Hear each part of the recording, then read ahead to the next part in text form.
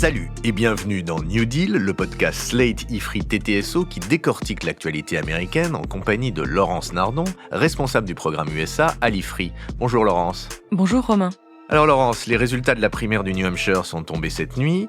Nikki Haley a fait 43,1%, Trump 54,6%. Alors, c'est un bon résultat pour Nikki Haley, mais ça ne va pas changer la dynamique de cette campagne. Trump va très certainement remporter l'investiture du parti pour les élections en 2024. Je voudrais donc vous demander ce matin de faire un point sur la campagne de Trump et pour commencer, comment a-t-il réussi à défaire aussi vite ses adversaires dans la primaire ? Ron DeSantis, qui était l'autre grand adversaire de Trump dans cette campagne pour les primaires, a jeté l'éponge dimanche 21 janvier au terme d'une campagne qui n'a jamais vraiment pu décoller. Alors pourquoi cet échec ? D'abord, Ron DeSantis n'a pas beaucoup de charisme, mais aussi il avait un positionnement beaucoup trop semblable à celui de Trump pour qu'un électorat différent de celui de Trump ne puisse le rejoindre. Et contrairement à ce que nous imaginions la semaine dernière, il n'a pas du tout appelé à voter Nikki Haley, mais il a appelé à voter Trump. Il a volé au secours de la victoire. Oui, courageusement. Bref, il va repartir en Floride où il poursuivra vraisemblablement ses politiques ultra-conservatrices. Donc adieu Ron, mais adieu aussi Nikki ? Pas encore adieu à Nikki Haley, parce que dans les primaires du New Hampshire, donc de mardi 23 janvier, elle était la seule alternative désormais à MAGA. MAGA, la devise de Trump en quelque sorte depuis 2016, Make America Great Again. Elle faisait campagne en effet sur un programme, alors certes conservateur, mais conservateur classique, c'est-à-dire néolibéral sur les questions d'économie et plutôt interventionniste en politique étrangère. Et dans les résultats de cette primaire du New Hampshire, que vous avez annoncé tout à l'heure, 43 pour elle, 54 pour lui, finalement, elle s'en tire pas si mal. Elle aurait pu être écrasée beaucoup plus durement par Trump.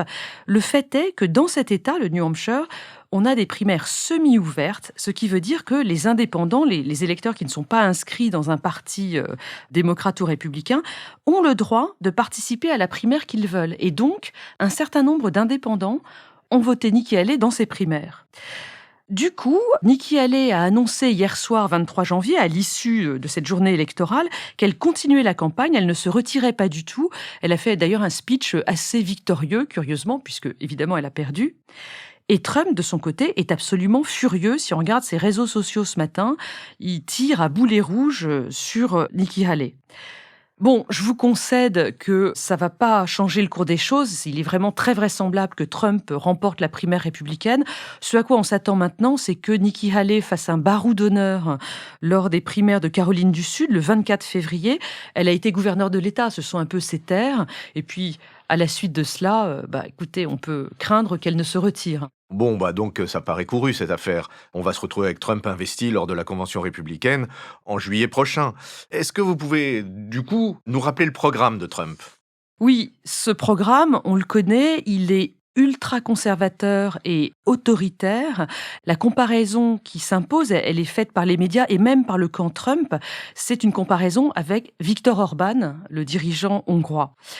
Et ce qu'il faut surtout noter sur ce programme de Trump pour 2024, c'est qu'il est également très professionnel cette fois-ci, contrairement à 2016. Il est préparé par la Heritage Foundation qui non seulement liste ce qu'il faudra faire, mais trouve aussi les personnes qui vont le faire dans une future possible administration Trump. Oui, alors sur ce programme, je renvoie à nos podcasts 169 et 170 qui datent de novembre, qui sont assez récents, et dans lesquels vous exposiez avec beaucoup de précision le programme de Trump. Mais en l'espèce, ce que je voudrais savoir, c'est, puisque ce programme est très défini, quelles en seraient les conséquences pour nous, Européens ? En ce qui nous concerne, le projet de Trump est très clair. Il y a déjà un certain nombre de choses sur lesquelles ça va pas trop changer. La première, c'est la poursuite de politiques commerciales très protectionnistes déjà engagées sous Biden. La seconde, c'est l'agressivité vis-à-vis de la Chine, qui est quelque chose de très bipartisan aux États-Unis à l'heure actuelle. En revanche, sur d'autres dossiers, on aura un changement radical. Le premier, et c'est vraiment l'éléphant dans la pièce, c'est l'arrêt du soutien à l'Ukraine et l'affaiblissement de l'OTAN, quelque chose que Trump a déjà mentionné à de nombreuses reprises. Il y aurait aussi un soutien massif au gouvernement de Netanyahou à l'heure où Biden, lui, essaye de se démarquer un petit peu, même si c'est pas facile. Et puis enfin, un dernier dossier sur lequel ça changerait énormément les choses, et nous, en Europe, on le ressentirait, ce serait l'abandon de toutes les politiques environnementalistes que l'administration Biden a péniblement mis en place, et avec un nouveau retrait des accords de Paris. Tout ça fait vraiment envie et on se prend à se demander ce qui peut empêcher Trump de revenir à la Maison-Blanche et, en l'espèce, où en sont ces procès ? Le feuilleton judiciaire de Trump, qui est très dense, vous le savez, se poursuit. Cette semaine, alors, l'actualité s'éloigne un peu des 4 procès au pénal pour ses actions en tant que président. Le procès du 6 janvier, les documents pas rendus, la Géorgie, Stormy Daniels, etc. On n'en parle pas trop. Ce sont 2 procès au civil qui sont dans l'actualité trumpienne. Le premier, c'est le procès à New York sur la fraude de la Trump Organization. Vous savez que Trump et ses enfants ont surévalué la valeur des biens immobiliers de l'entreprise Trump Organization pendant des années pour avoir de meilleures déductions fiscales et pour avoir de meilleures conditions avec les banques. Ce procès a commencé en octobre et les plaidoiries se sont achevées début janvier. La procureure de Manhattan, Laetitia James, demande une amende de 370 millions de dollars et une interdiction de faire des affaires dans l'État de New York pour Trump. Le jugement est attendu pour le 31 janvier. Ok, et le second procès ? Le second procès, c'est celui qui est intenté par E. Jean Carroll, cette autrice journaliste qui accuse Trump de l'avoir violée dans un salon d'essayage de grands magasins new-yorkais dans les années 1990. Alors, le procès qui a lieu ces jours-ci pour diffamation a été intenté dès 2019, il y a 5 ans. Mais les choses ont traîné parce que Trump, qui était président à l'époque, a fait appel de toutes les manières possibles. Le procès s'est donc enfin tenu et on attend un verdict ces jours-ci. E. Jean Carroll veut 10 millions de dollars. Mais attendez, je comprends pas. Il me semblait qu'il y avait déjà eu un procès E. Jean Carroll au mois de mai. Vous avez tout à fait raison, Romain. Il y a eu un autre procès E. Jean Carroll qui a été conclu au mois de mai 2023. Celui-là, ce procès donc conclu en mai, il avait été intenté par E. Jean Carroll en 2022, donc plus tard que celui que j'évoquais tout à l'heure.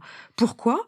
Parce qu'en mai 2022, l'État de New York a autorisé les victimes de viol à déposer plainte pour des faits pour lesquels le délai de prescription avait expiré.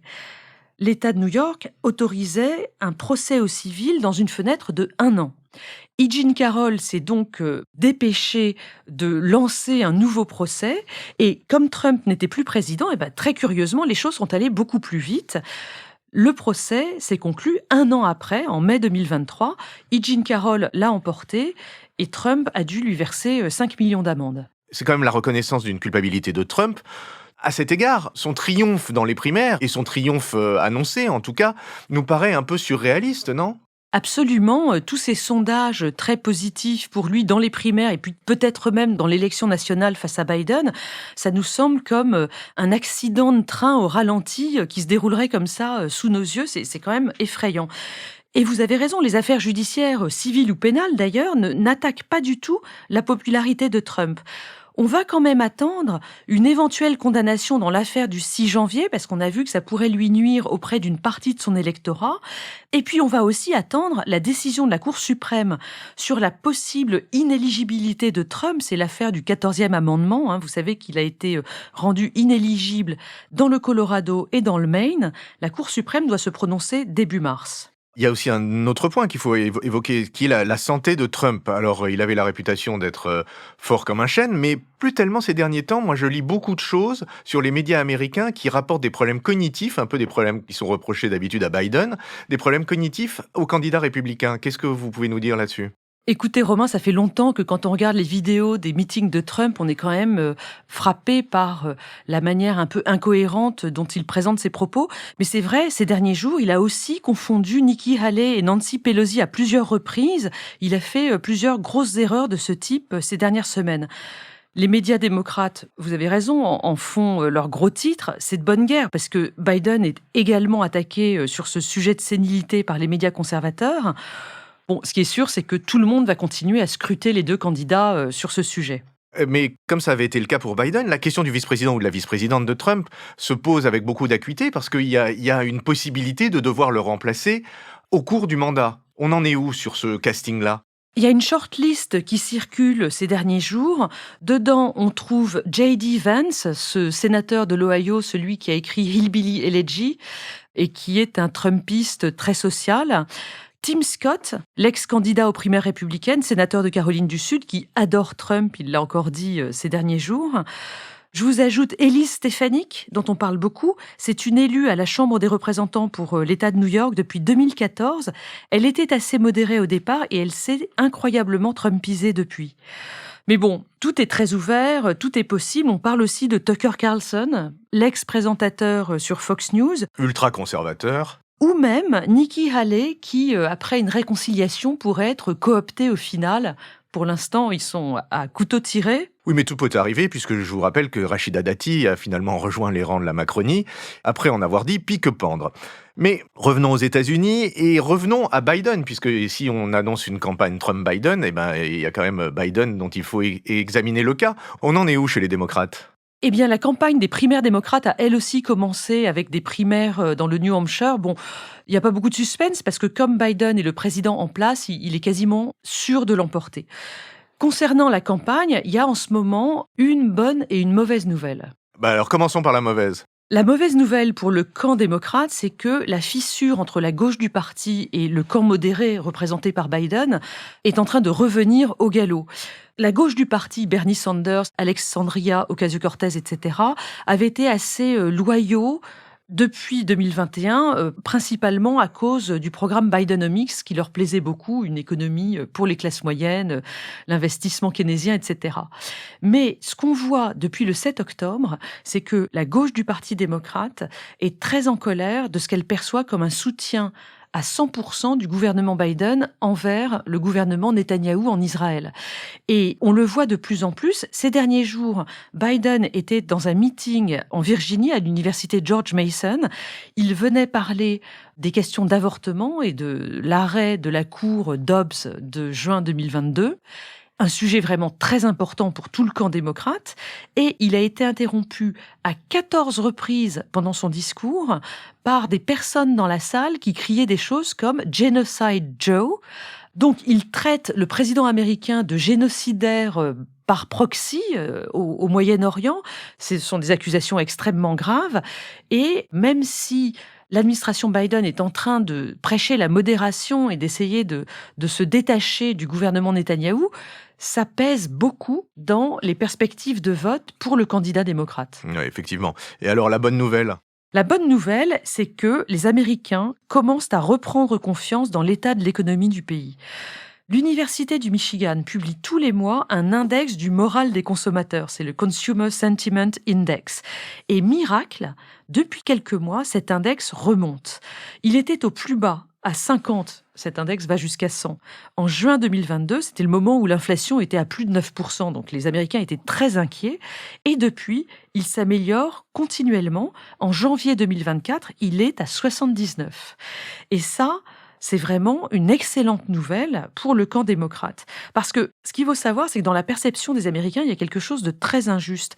La confiance des ménages est toujours meilleure sous les présidents républicains que sous les présidents démocrates, quelles que soient les données macro sur le terrain, quelle que soit l'inflation, l'emploi, la croissance, etc. C'est un petit peu ce qui se passe en politique étrangère d'ailleurs. Les présidents démocrates sont vus comme weak on defense et ils sont vus comme weak on the economy, faibles sur la défense, faibles sur l'économie.